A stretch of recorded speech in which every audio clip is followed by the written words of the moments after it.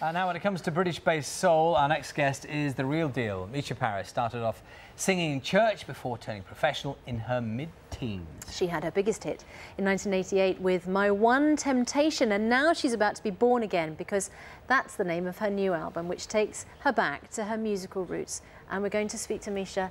Hello again, Mica. Hi. Lovely to see you Hi. in just a moment. First, let's have a look at the new single, Baby Come Back Now.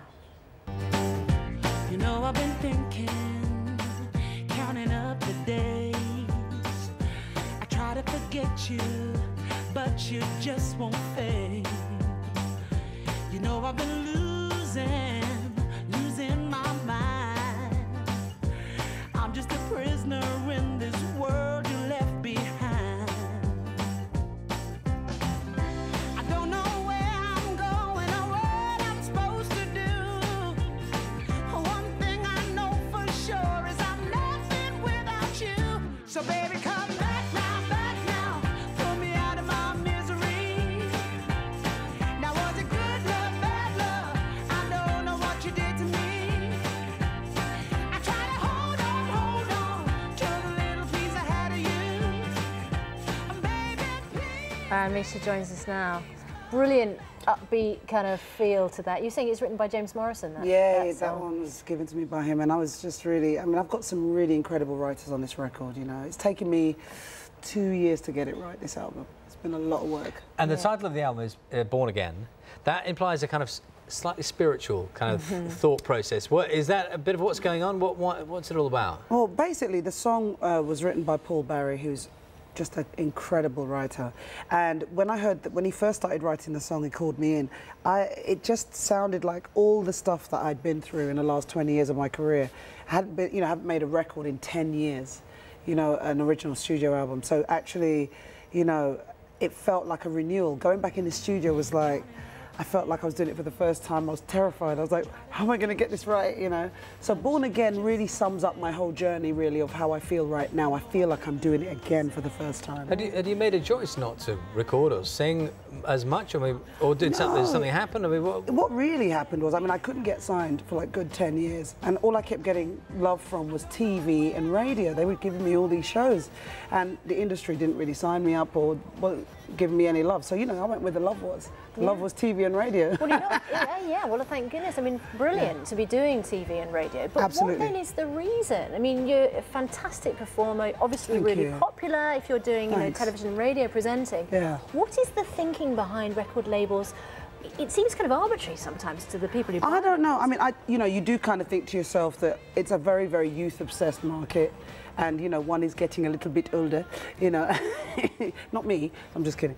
But, you know, so it could be that. There's many factors, and I think... Do you think that that's a factor? Do you think ageism, and particularly with women in the music industry, is a factor? I think it's a whole thing everywhere. I don't think it's just... I think it's an entertainment business. I think the longer you're in it, the harder it is to keep being fresh and people believing that you can offer something. Do you know what I mean? Yeah, now you talked about highs and lows in your career. Yeah. And personal life too. Yeah. So give us a little insight into that. I mean, what have been these low points you talked about? Well, the low points have been losing my brother was tough. Tell us a little bit more about that. Well, my brother was shot like 3 times in 2001. It was terrible, terrible on the family, and we all were really traumatized by that. It was a terrible shock to everyone. Then I went in and I did a lot of work with Trident and worked with mothers who'd lost their sons, and that was really powerful. That was a really powerful time. And all those years that, like, you know, my music was nowhere to be found. I wasn't doing any music at that point. And it was hard, I mean, you know, to come through that. But you think about the message that, you know, he left. Jason was always saying, you need to go back and make a record and don't worry about the politics that goes on with it. You must always make music. You think about those kinds of things, and then you decide when you go in to make a record, you're going to put your heart and soul into it because you want to, you know. At the time of his death, around the time of his death, did it sort of quash all your creativity? I mean, were you just the emotions that were knocking around you? It was a terrible, terrible time. I can't. First of all, you're in shock. You're just a bit like, what's happening there? It's hard to explain what you go through because you're in shock. You know, you don't expect someone to be that you love and to be taken out like that. It's not normal, is it? And he's so young, so that was hard. But so I've sort of, you know, the Trident work helped me kind of deal with the pain and the loss by dealing with other women who have lost their sons as well. losing a brother in that way is very traumatic. But when you talk to people who've had the same pain and loss, it kind of helps you to deal with your pain in a way. Yeah, and eventually you found then that you could get your creativity back. And Absolutely. Is some of the music dedicated to Jason? And my auntie as well. My auntie was a massive part of my life. Her name was Shirley. She was really important to me.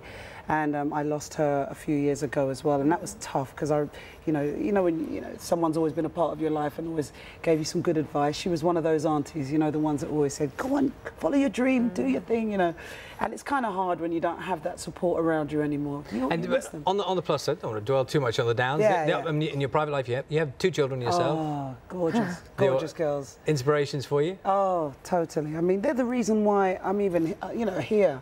The fact that your kids keep you really young, they tell you, they treat you like a mum. And have they been saying, "Come on, get out there, why aren't you Absolutely. singing?" It's like when, and judging every song I bring home as well and saying, like that one, don't like that one, that kind of thing. Do you I heed really their get advice? a roasting. I get a roasting. Because you're going on tour, aren't you? I mean, never mind going back into the studio, you've got to go out and tour. So what do the girls think when you do that? Do you take them with you? Do you? No, I don't take them with me because they have their lives. I mean, I try not to. When I'm a mum, I'm a mum. And when I'm working, I'm working. I keep it very separate. That's the way to do it, isn't it? Absolutely. And the album's done now and it's finished and it's out now. And Born Again is the album and the single is Maybe Come Back now. So I'm working that and promoting that. And then I'm doing Ronnie Scott's on the 10th to the 12th. So being on the road again with the band is amazing. Just London or around? Well, first it's Ronnie Scott's 10th to the 12th, and then it's going to be the rest of the UK. I love the idea of a Britain's Got Talent kind of panel at home, judging every song. We're out of time. Nice to see you today. Thanks. Thank you. Lovely to see you, Mica Paris. Thank you. Thanks very much indeed.